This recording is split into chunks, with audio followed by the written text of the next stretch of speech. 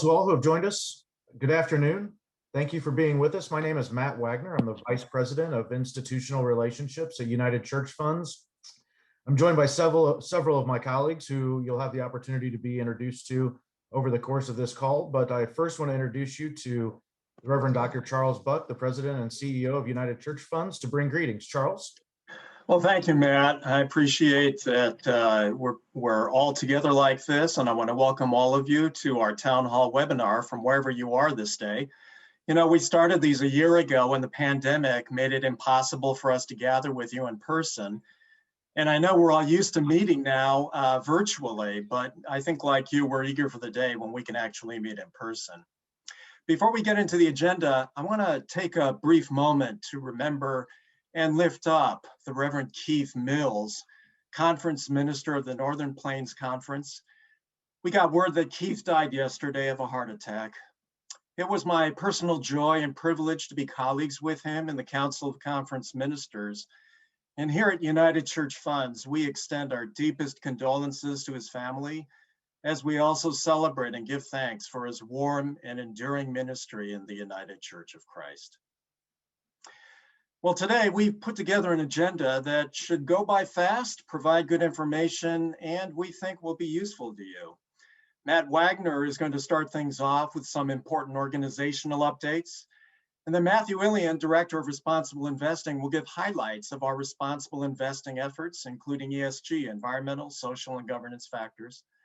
Stacy Pettis, our Executive for Institutional Relationships, will then share what's been happening in the markets and how our funds performed in the last quarter of 2020. And finally, just before we turn to your questions, Dave Klassen, our Chief Investment Strategist, will give us a sense of what to expect ahead and the strategies that he and his investment team have in place for us. Our next slide shows you all the folks here at United Church Funds who make this all possible, who care deeply about you and your ministry. I've already mentioned several that you'll see in our town hall today. I want to lift up, though, two that you won't see but are here with us, Debbie Wibowo and Adam Sank of our marketing and communications team. I mention them because they're our broadcast engineers today, and truly without them, none of this would be happening. On the next slide, you'll see our highly capable board of directors and investment committee. All of them are active local church people like you. All of them are firmly committed to UCF's mission of supporting your mission. You can review their names and learn more about all of these fine people, as well as all of our staff, on the UCF website, ucfunds.org. Just navigate over to the teams page. Before I turn it back to Matt, I want to say thank you to all of you for trusting us to be your partners in faithful stewardship. We've been through a lot this last year. We know that challenges still remain, but there's much to be hopeful for. And in faith, by faith, through our faith, let's continue working together to make real the vision of God's just world for all. Matt? Charles, thanks so much. The next couple of slides will review just a little bit about United Church Funds for those of you who may be new to our organization. And we'll share some organizational updates as well, some of the things that we've been up to over the last 12 months or so. We're always reminded that United Church Funds has been around for a very long time in both the UCC and our predecessor denominations. And over the last 30 years, this organization has grown from a small foundation with one fund and about $35 million in assets to our 13 available fund options today and over $950 million in assets. We lend our expertise to churches, faith-based organizations, judicatories, and national ministries of the church all over the country to make sure that your missions are aligned with your dollars and that you have an opportunity to invest to get competitive returns and do so in a responsible manner. And for those of you who may be new to United Church Funds, we are ourselves a not-for-profit ministry. Our goal, our sole mission, is to help you achieve your missions, and we do so through those responsible investing funds that I mentioned before. Next slide, Debbie. Thanks. So just a few organizational updates that we'd like to share with you. In October of 2020, our board approved the lowering of all of our expense ratios or the fees for all of our funds. For our balanced funds, across the board reduction of 6 basis points, and for managed funds, across the board reduction of 5 basis points. We want to help our clients return as much money to mission and ministry in these very difficult times as we face the financial and health and justice crisis that we face in our world. And by returning that money to you in the form of lower fees, we've tightened our belts at United Church Funds, just like many of our clients, to make sure that you can do the things that you need to do in your church without hopefully taking excessive withdrawals. As of just this month, we all have new phone numbers at United Church Funds. We've gone from a 212 area code to the 332 area code, still a Manhattan code, but we updated our phone services to reflect this work from home environment. And our toll-free line remains the same. You see there on the screen, as well as that main email address, info@ucfunds.org. The old numbers will be forwarding for the next couple of weeks, but I encourage you to reach out to your primary points of contact at United Church Funds if you already haven't, either myself or Stacy Pettis, to get that updated information. Our email addresses have remained the same. You can always reach us that way. As we look at the year overall, in terms of assets under management at United Church Funds, we had approximately $40 million that was withdrawn by our clients to support their missions, ministries, and operations. That number is not that dissimilar from other years where we haven't had a global pandemic. And what that tells us is that our churches were able to work their way through the worship from home climate that many of us still find ourselves in. And overall, due to the expertise of our investment team and our investment managers, we actually added about 82 million in net new assets in 2020.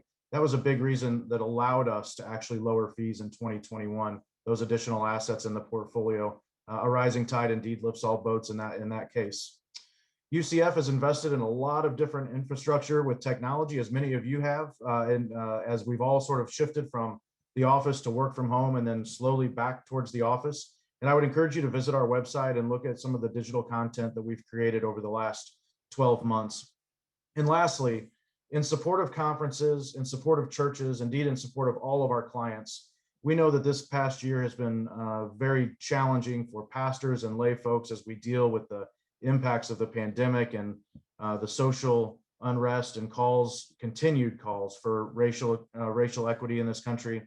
And so UCF, through the conferences and through one of the historic endowments of the United Church of Christ, the Brown Endowment, granted approximately 15 grants that totaled about $150,000 to conference and national settings to provide opportunities, to provide space, to provide educational resources to those who needed it in response to those crises.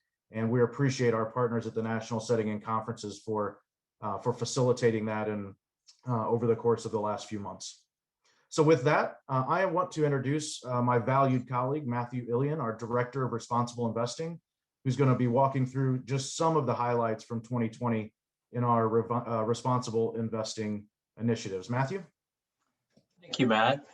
For those I've yet to meet, I would just bring my greetings to you. It's a real privilege for us at UCF to represent all of you and represent your faith, represent your values, represent your organizations. We don't take it lightly. I want to talk to you today about two tools that we use in our responsible investing work. The first tool is really focused on our manager selection and fund strategy selection and how we use a responsible investing focus in that. And then the second tool that I want to discuss is in our shareholder advocacy work, so you can understand how we're working with our underlying holdings. So if you go to the next slide, in the last year, we've brought on several new managers, and all of them uniquely demonstrate our commitment to responsible investing and its many attributes. So the first fund I'm highlighting here is one run by Nuveen. Many of you might or if you don't recognize Nuveen, you might recognize their parent company, TIAA, has been in the business of managing college and university endowments for decades. Their core impact bond fund, as you can see, 65% of the portfolio is focused on bonds of ESG leaders. So these will be environmental, social governance, corporate leaders, and owning and investing in the bonds of those companies. Essentially, we think of this as investing in well-run companies. The 35% of the portfolio is focused on impact investments.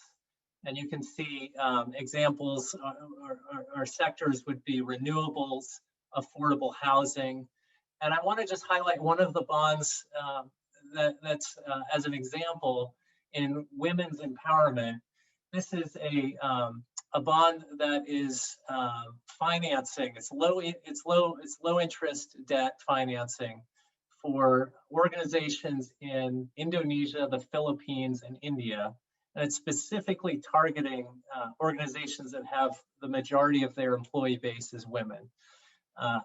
This particular bond has a goal of a 4.0 SROI. That's a social return on investment.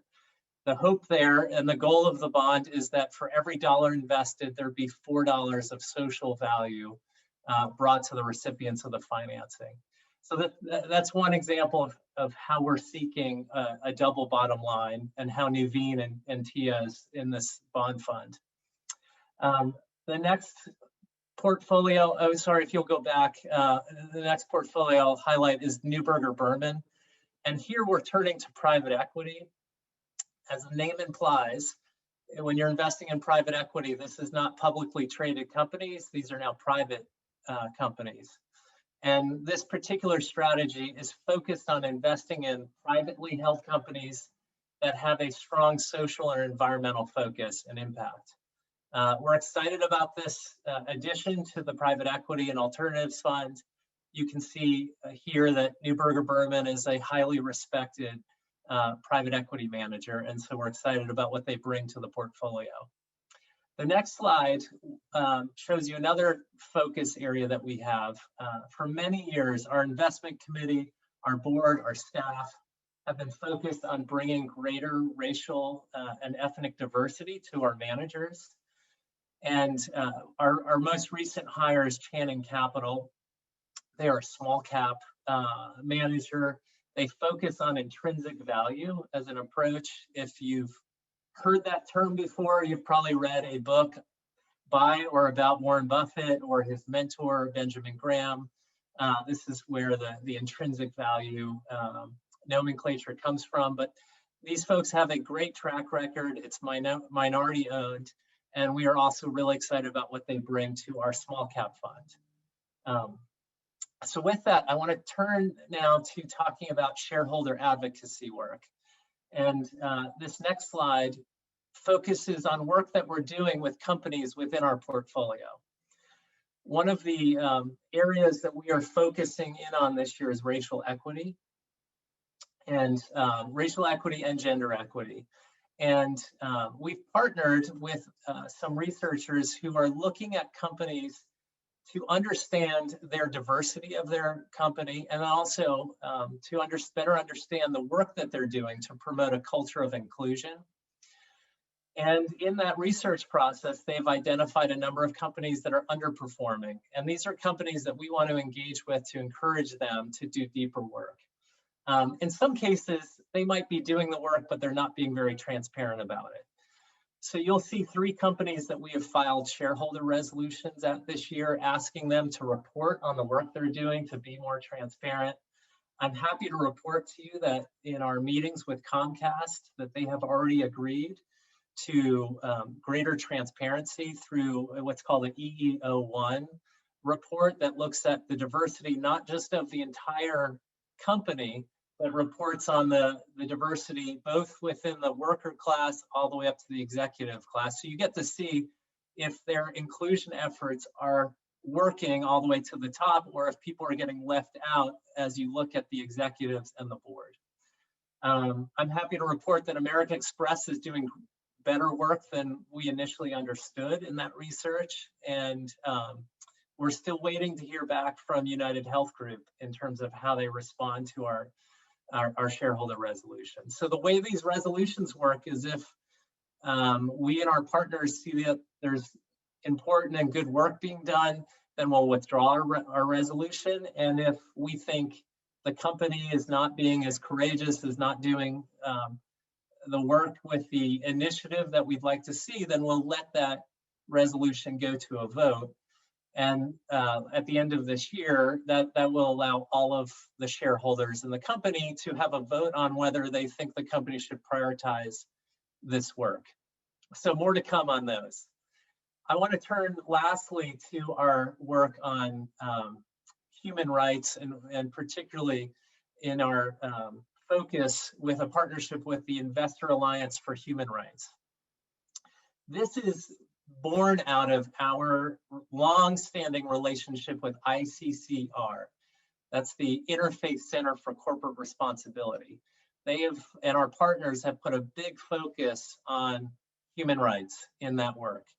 And these are, interfaith partners and values-aligned partners in the asset management space. So this first effort that's happening that we're supporting here is to end the forced labor in the Uyghur region in China. And I'm sure many of you, if not all of you, have heard about this. In fact, we already had a question come in before the webinar on how we're approaching China. And there are estimates of 1.8 million people who've been put into detention camps who are ethnic minorities, the Uyghurs, the Muslim Turkic minorities. We're very concerned about this, and we're very excited that this alliance is pulling investors together to pressure companies, multinational companies and Chinese companies, to inspect their supply chain and put political economic pressure on this huge pressing issue. And so we have written or co-signed a letter to Ralph Lauren that just went out earlier this week, asking them to do a comprehensive report and mapping on their supply chain. We know, and they know, that they receive, or 20% of the world's cotton comes from this Xinjiang Uyghur region.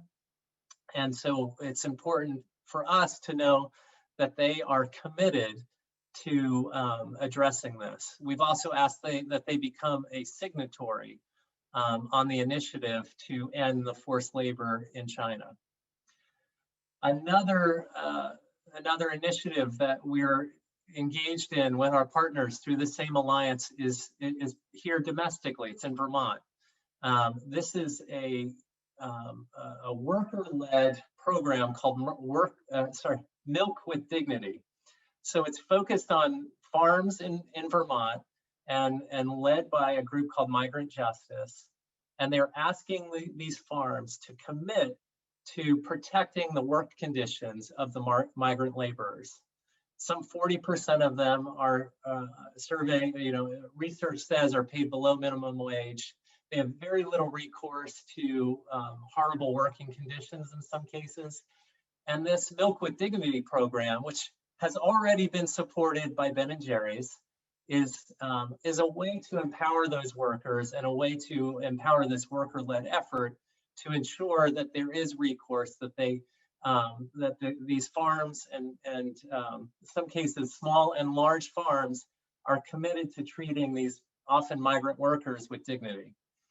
So we have written a letter and co-signed a letter to Hannaford supermarkets, and we've asked them to commit to being a member of this Milk with Dignity program.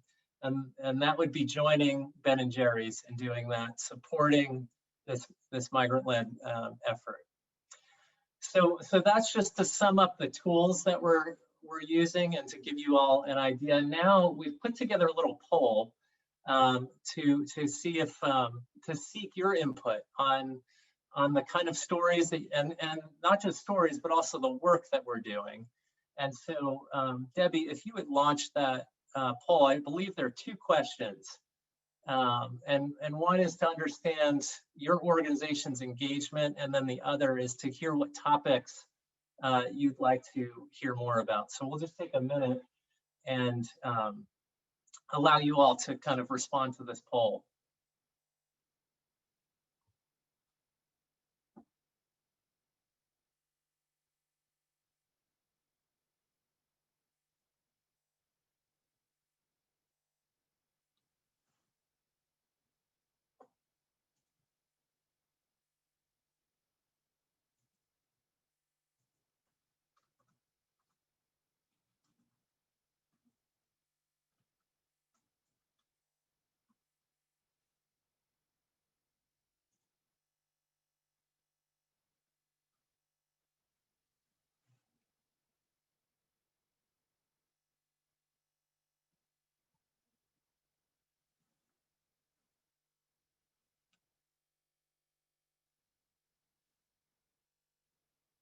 Well, as the results come in, our hope is to publish those or share those with you. And we'll just give everyone another few seconds here to get your votes in, and then we're going to turn the program over to start talking about investments in the markets.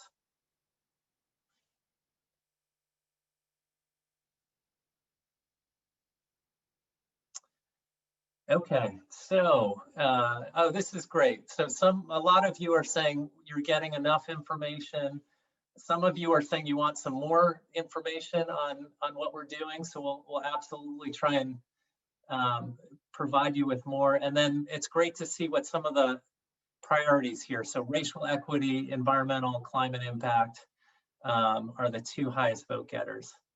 So thank you. This is helpful for us in our work. We really appreciate you sharing.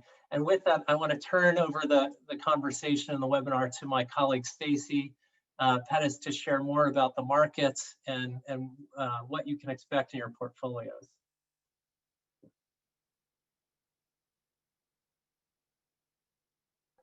I was on mute. Thank you so much, Matthew, for the introduction. And thank you all for joining us today. As we look at some of the key themes for the fourth quarter of 2020, market uncertainty was tamed by the deployment of the COVID-19 vaccine, as well as the presidential election of Joe Biden.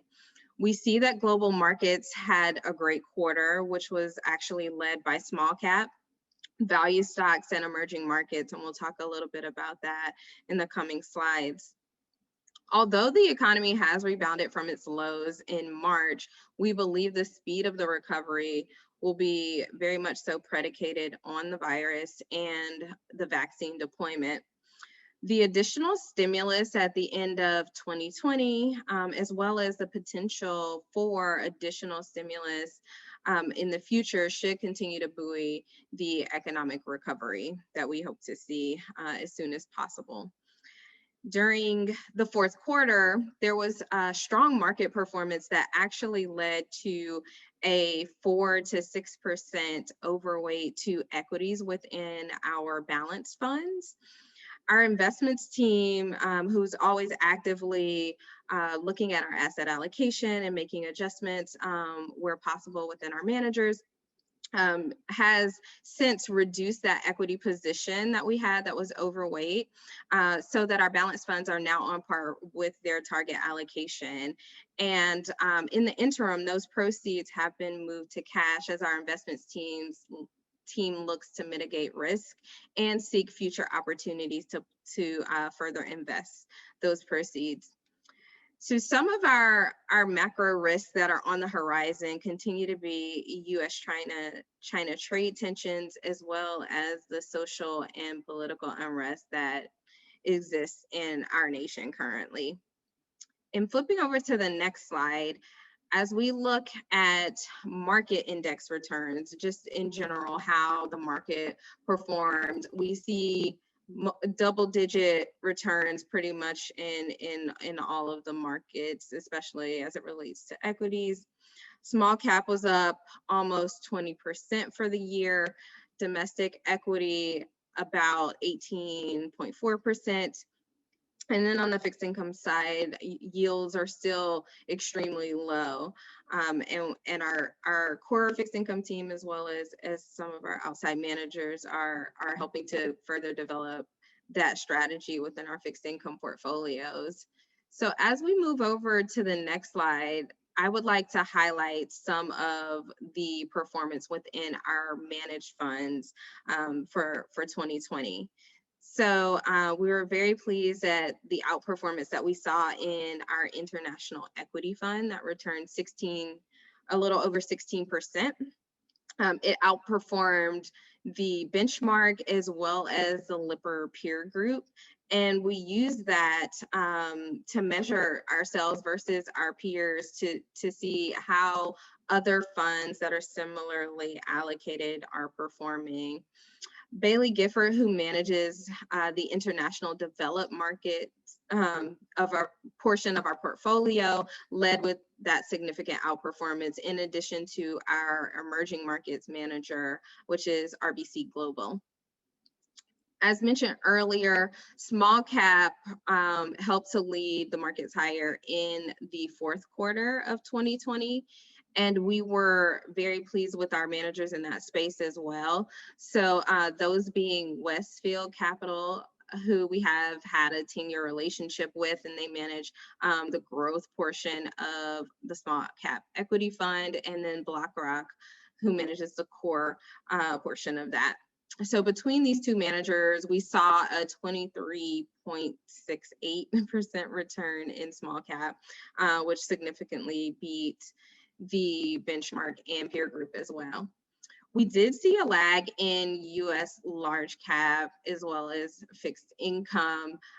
Some of that lag that we saw in large cap was due to QMA, who has is a manager for us that has a value strategy tilt, while State Street, our passive strategy manager, actually was able to keep pace this past quarter. Within our alternatives fund, we exceeded benchmark by 2% and returned 9.28% in 2020, which was led by our alternatives manager, Weatherlow. The next two slides, you see this chart all the time. It's actually available on our website, which will give you a full rundown of how we have performed over the past quarter, year, 1, 3, 5, and 10 year numbers. So that is available on the website so that you can actually see that in greater detail. And flipping over to the next slide, we're just looking to give you some visualizations of some of the themes that were mentioned before. After low GDP growth in Q1, markets could reaccelerate the remainder of the year. There is an expectation of rising in jobs growth as people continue to get back into the workforce, as the vaccine deployment continues, and some of our industries that have been closed for a while start reopening. So in the next slide, we take a look at a little deeper into small cap and large cap. So although 2020 small cap may have underperformed large cap, mostly due to the concentration that large cap has in big tech names. So we're starting to see a shift to small cap stocks, which have a different sector composition and are set to benefit from recovery. So as you can see in the chart to the left, sectors such as healthcare, consumer discretionary, financials, and industrials, to name just a few, hold a greater percentage of market capitalization. And we think that those will be the areas that get to benefit from the rebound and the recovery. In the next slide, we're taking a look at consumer finances. So although markets have performed well in 2020, we took a closer look at demographics of people that are benefiting from the market growth and the demographics of people that are actually suffering due to job loss and certain industries being closed as a result of COVID-19. So middle and upper income earners have benefited from the lockdown through the decrease in discretionary spending. There's less dining out, commuting, traveling, and the work from home environment has been additive to this group of people's lives. We've also seen a slight increase in the same demographics household net worth, and most likely that's due to the growth in their investments, in their 401ks and their personal brokerage accounts. But when we click over to the next slide and we look at consumer income and spending, the top 10% earners receive over 50% of the wealth in this nation. And the same top 10% of, you can go back one slide, and the same top 10% of the income earners only spend 64% of that income. Meanwhile, the bottom 90% spend 99% of their income. Therefore, there's really no room, no capacity to save or invest in ways that they could take advantage of the market growth. So that's something that we're also very present to, that there's a huge gap, wealth gap that is continuing to increase during these times. So I'm flipping over to the last slide I wanted to share. We were just taking a look at GDP. And consumer discretionary spending, as I mentioned, is down considerably as a percentage of GDP as well, while financial services actually saw a rebound. Concentration of technology and healthcare have been the largest contributors to the S&P growth, which we know has been like the main factor for 2020. And so we look forward to 2021 and what the market brings, as well as how our economy continues to recover. I have the honor and privilege of introducing our Chief Investment Officer, Dave Klassen, who and the investments team to give a more forward-looking approach into 2021 and really help us to answer some questions around managers and asset allocation going forward. So Dave, I will turn it over to you. Thank you, Stacy, and welcome everyone. It's a real pleasure to be with you. As mentioned, I've got my crack team, Minothi Dhanaraj and Lon Kai, along with me on the call. Really working 24/7 on behalf of the United Church Funds and also supporting the pension for the ministers in your congregations. So it's a worthy task. And thank you, Matthew, for outlining a number of the managers. You will know that Lon and Minothi had a significant role in the placing of $100 million with TIAA-CREF and doing a lot of the due diligence on the manager and meeting with the manager constantly. In terms of the Neuberger Berman Impact Fund that Matthew referred to. We are also members of the Limited Partnership Advisory Committee, so helping them fashion the fund as well, which is a significant role. And so that was placed in the portfolio recently. And also doing the due diligence and all the work on Shannon Capital and bringing that to the investment committee for approval, which was funded 2 days ago, I think, Minothi, I think that's right. So pleased to have them as partners in the portfolio. So maybe, Debbie, I think you're controlling the slides. Just go to the one slide that I've got here. And as advertised, just want to give you a little bit of a forward look. And the best way to articulate what the forward look is to just reiterate and make a little bit of a finer point on the way in which we're positioned going into 2021. And that is as follows. As you know, most of you are invested in one of the balanced funds. And so, as stated, last year was a good year for the ways in which we moved money toward equities and toward risk in the first part of the year, mainly in March, and took a little bit of money off the table in terms of risk in September. But as Stacy indicated, most recently we were, as a result of market appreciation and various purchases we've done earlier in 2020, ended up with about a 5 or 6% overweight exposure to equities. So we did not take that all the way back to neutral. We're still very constructive on the market. We are about now 2 or 3% in most funds, still overweight equities. And we have a little bit more cash than we usually do as a substitute for fixed income, which we think could run into some difficulties toward mid-year, which I'll outline. So, kind of to state the obvious, you've all been reading the newspaper, watching the news online, cases are hooking down, hospitalizations are hooking down.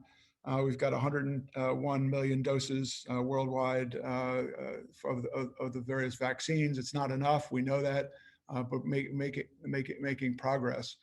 Obviously, the administration is going to have some new policies with a 50-50 mix with Kamala Harris breaking the tie, but it's close. And so I think the market is actually reasonably comfortable with the policies in place, particularly because we're becoming global citizens again, joining the various Paris Accords. And I think there's a push toward green energy, which will stimulate the economy. Yes, we do think that the market can return high single digits for the year, depending on kind of the timing. So we are pro risk. The complexion of the market has changed a little bit since last year, and we're getting more action and more return out of smaller cap stocks, smaller company stocks, as well as emerging markets that are also up about 5% so far year to date. And we are overweight those sectors of the market. And finally, let me just really talk about the ways in which risk is calibrated here. Again, we put our money where our mouth is, or took our money away from where our mouth is, by having a little larger percentage of cash, having taken a little bit of money out of equities, but not placing it in fixed income. Depending on who you talk to, people think interest rates could go up either slowly or dramatically. ISI Evercore thinks that the 10-year bond could go from 1.1%, where it is now, and I think it ended up at 109 today, to 2%. We did an hour-long call with Prudential, who thinks this is about the top for interest rates. Our own view is that you're going to. Can you still hear me? Yes, Dave, we can hear you. Yes. Okay, cool. I got a note that I was muted. I'm back now. Okay. I was just talking really about interest rates. Our own view is that, and this is echoed by David Kelly at JP Morgan, that we could, in the fourth quarter of the year, have almost a boom. Now, I'm very respectful of the fact that the economy is not benefited,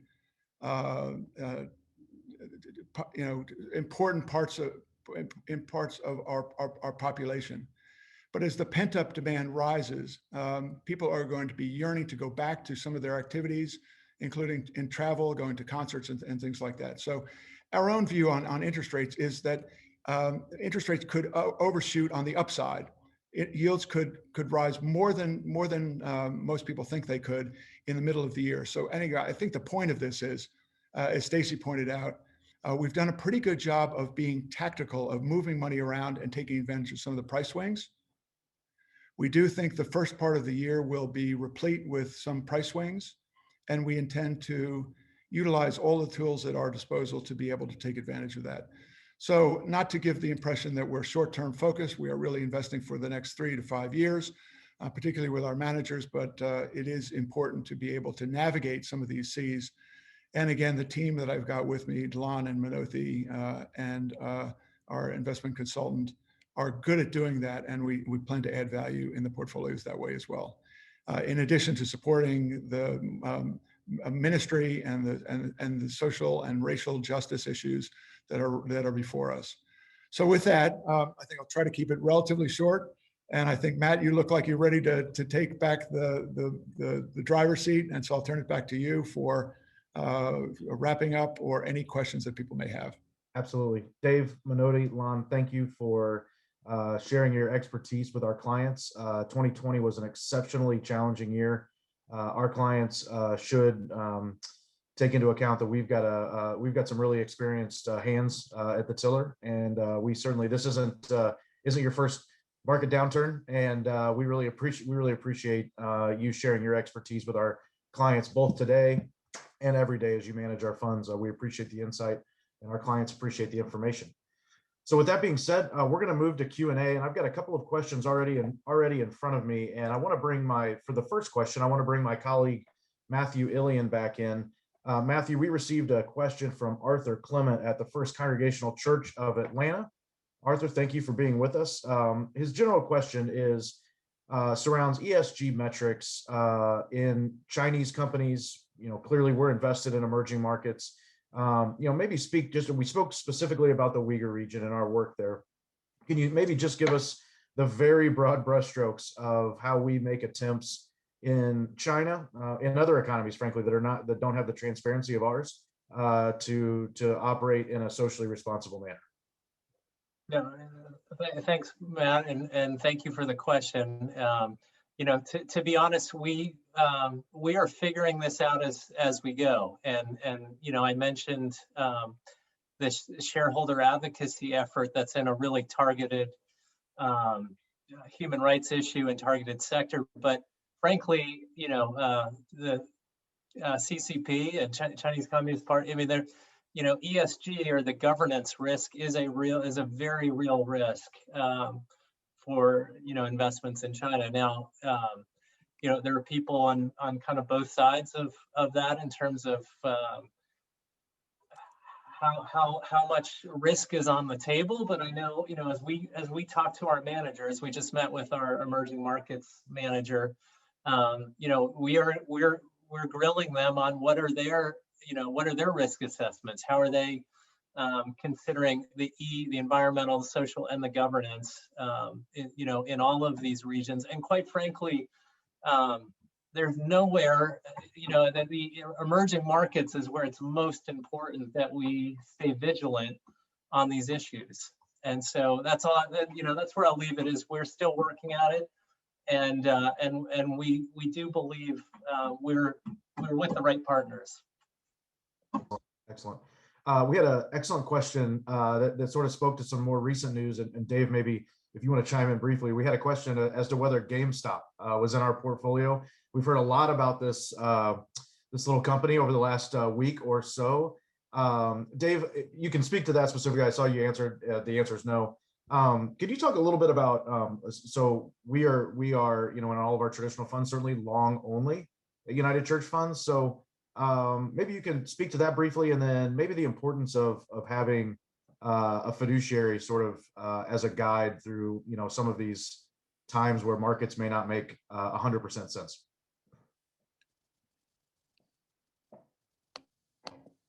Well, sure. I think the important things to say about that is that we have someone on our team, Lon, who's very familiar with what goes on in the hedge fund world. In fact, I have a lot of conversations to really understand what the underlying dynamics of some of the hedge funds are as a precursor to figuring out how things may get unwind or get unraveled. And so, yes, we are long only, managers for the most part, although we do have some hedge funds in the alternatives balance fund owned by a number of, very large investors. But I think, obviously, we're trying to monitor that situation, see if we have any of these holdings, really keep an eye on the volatility, but most importantly, think about what the implications for the market are. Right. And I think we've really come to the conclusion that no one really has an interest in the markets being seen as a casino. And so I think over the last couple of days and chatting with Lon and talking with others, there have been steps made not to squash the little investor, but really to make sure that big investors aren't supplying a lot of the fuel to the fire, either in investing alongside and fueling these smaller investors in terms of what they're doing, or supplying product. And I think we've come to a little bit of an equilibrium, which is why I think the market's been up the last couple of days. But clearly, maybe the one thing to say, and I think this came from one of our investment committee members, we are in constant contact and know exactly what all of our managers own. Because for the most part, we own separate accounts, meaning we don't just own a pooled fund. We own an account designed specifically for us, where we can see each one of the holdings, and to the social responsibility and responsible investing piece, we can then screen out a number of names that are in areas that we deem unacceptable. Absolutely. Dave, thanks so much for that response.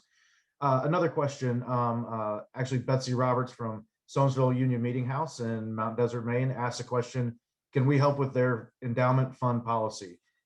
Betsy, we can help your church, and for those others that are on the call, we can absolutely help you. If you have an endowment fund or an investment policy statement that needs a review, or perhaps you don't have one at all and you'd like to, your church potentially wants to go down the road of looking at your endowment governance, we would be more than happy to help you do that. And Betsy, appreciate the question, and please reach out to Stacy Pettis or myself after this call, and we'll be happy to get with your church specifically. Mel Boynton asks from Claremont UCC out in California. Mel, good to have you with us. The 2017 tax cut has largely benefited the very rich and accelerated inequality here and globally. Will UCF join our churches and others lobbying to repeal the 2017 tax cut? That sounds like a question for Matthew Illian. I won't box him in by asking him to respond live. What I promise we'll do, Mel, is get back with you on that question specifically and let you know that inequality broadly is and fighting inequality is a common theme across our platform. Matthew, do you want to add to that at all? I was just looking at the question again. It's something that we'll discuss. So yeah, to echo Matt's comments and Charles Buck, that's why we're for racial equity, we're for workplace equity. And, we don't do a lot of making political, we haven't done a lot of political lobbying. In fact, we're asking the companies to disclose their lobbying. That's one of our biggest efforts right now. But we'll discuss it. So I appreciate the question. Yeah, and I think that question too speaks to the concept that while we certainly cannot be responsive to every single issue that's out there because there are so many of the resolutions, many of the engagements that we work on, in fact, do come from our clients, folks asking questions about whether we're engaged on a particular topic. Lobbying is one that absolutely comes to mind. In fact, several years ago, we had a church in Granite City, Illinois, that had a member that was really concerned with some lobbying practices of an energy company, and we actually engaged on that. And that was several years ago. So we appreciate those comments and questions and take them to heart. And if we can help a church or help others engage on those issues, we would certainly appreciate the opportunity. So with that said, I know we've answered a handful of questions live. If you have questions after the recording or this webinar is completed, we would encourage you to send those to us at info@ucfunds.org. I want to deeply thank, frankly, my colleagues for all the work that they put into this presentation. We appreciate the opportunity to visit with our clients in this way. We hope, as Charles said, that we're get a chance to get back out on the road and meet you face to face and in person as we've done for so many previous years. But in these challenging times we face each other now, we're certainly glad that we can be with you virtually. We want to thank you for your time today. Please know that this webinar has been recorded. We will put it on our website and also, I believe, send it to those that were registered. So again, thank you very much for joining us and have a terrific rest of your evening.